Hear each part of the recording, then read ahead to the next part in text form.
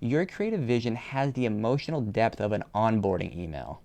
Real brands offend. Real brands disturb the peace. They make people uncomfortable, then unforgettable. They get hate mail from boomers. They get banned in school districts. They get side-eyed by investors who say things like, do we have to use that model? And that's when you know it's working, because discomfort is a sign of impact. Offense is what happens when the status quo realizes it's being evicted. And if your work is too palatable to provoke even raising an eyebrow, it's probably not alive. It's performing aliveness on a 12-grid social media mood board. And here's the brutal reality. If your brand only exists because no one objects to it, it will disappear the second no one needs it.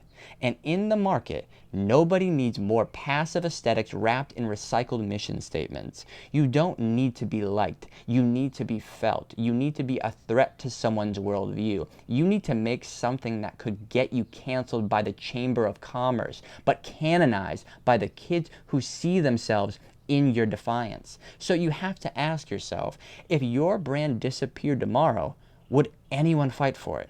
Would anyone mourn it? Would anyone tattoo it on their chest or scream its name from a protest barricade? No? Then maybe your brand should die. Absolutely. Absolutely, your brand should die. And lastly, you're not a brand.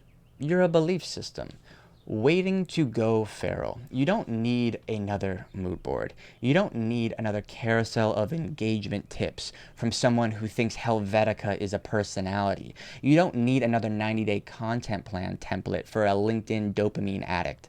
What you need is a reckoning, a total annihilation of everything you've been told your audience expects. Because guess what?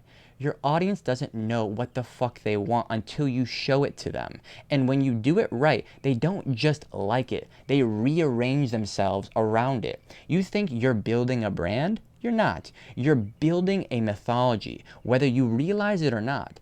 Every silhouette, every slogan, every photo is a piece of symbolic architecture. You're either designing a temple or you're slapping logos on napkins.